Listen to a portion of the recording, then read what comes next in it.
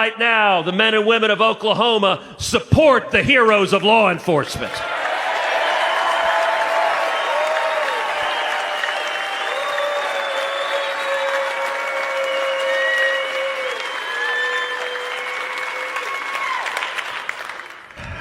And then there's the crisis at our southern border. Look, representing Texas, I spend a lot of time on our southern border. A few years ago, I was down there, went out on midnight patrol with the Border Patrol. They came up to a stash house, kicked down the door. They started pulling out some really sketchy guys, big guys, tatted up. The agents are all calling over, going, Senator, Senator, come over here. I'm going, Ixnay on the editor say. Just call me Bob. A few months ago, I took 7... Hey everyone, welcome back to Conservative Chronicle. Ladies and gentlemen, buckle up because today we're diving into an absolute firestorm in Congress.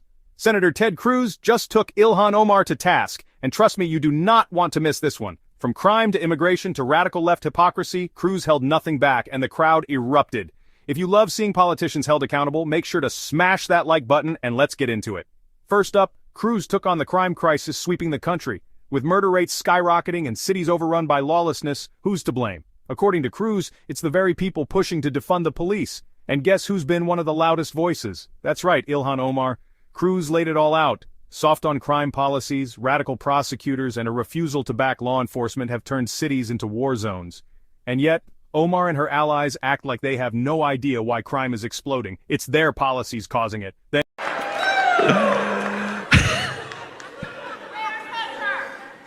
And then there's crime.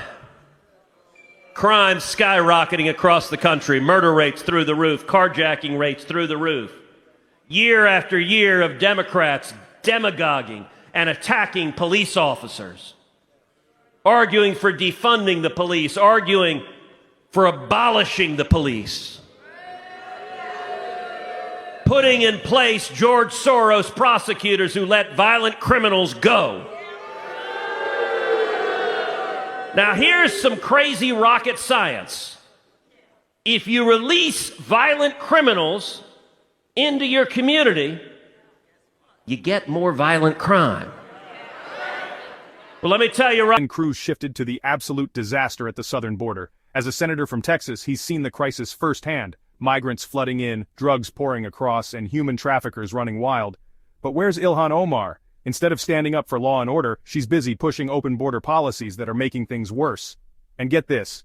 When a few migrants showed up at Martha's Vineyard, liberal elites freaked out and deported them, but when Texas deals with this crisis daily, this is the hypocrisy that Cruz exposed in brutal fashion.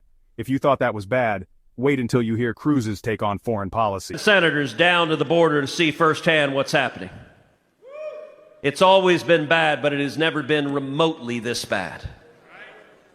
You go out on patrol, you don't have to look for people crossing illegally. Within minutes, they find you. They turn themselves into you, women, children. Border Patrol agents showed us a patch of grass where a couple of weeks earlier they'd found two little girls, aged 5 and 6, who had been brutally sexually assaulted by human traffickers. They had to give them emergency medical care. That is happening every single day. You sit down with Texas farmers and ranchers, they show you photograph after photograph of dead bodies they find on their farms and ranches.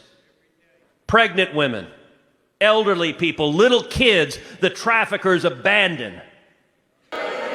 She said, shout out to the people of Martha's Vineyard for demonstrating the very best of American values. So I promptly retweeted her. I said, look, you're exactly right. They deported everyone within 24 hours.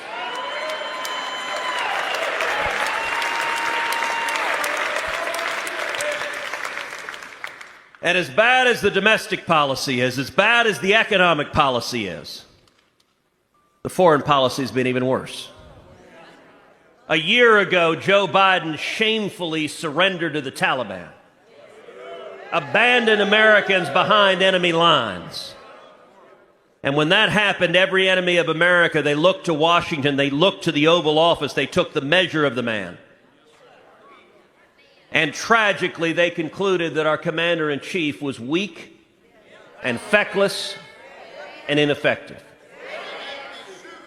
And today, every enemy of America is stronger, and America's never been at greater jeopardy. Now, some of y'all might be thinking, Ted, you said you were going to encourage us. You really suck at this. But I told you, I've got two messages. Here's the second. Revival is coming. He slammed the Biden administration for surrendering to the Taliban and leaving Americans stranded in Afghanistan. And Ilhan Omar, instead of holding the administration accountable, she's been too busy playing identity politics. Cruz put it simply, weak leadership puts America at risk, and right now, the U.S. has never been more vulnerable. Here's where things got really heated. Cruz called out the left's double standards, especially when it comes to race. He exposed how Democrats celebrate diversity only when the person agrees with them. Take Supreme Court Justice Clarence Thomas. A black conservative, the left hates him. And when Cruz questioned Judge Ketanji Brown Jackson on her record to die in the heat. Last year, we had over 100,000 fentanyl overdoses from Chinese fentanyl and other opioids. And I got to tell you, the Democrats and the corrupt corporate media could not possibly care less. Until 50 arrived at Martha's Vineyard.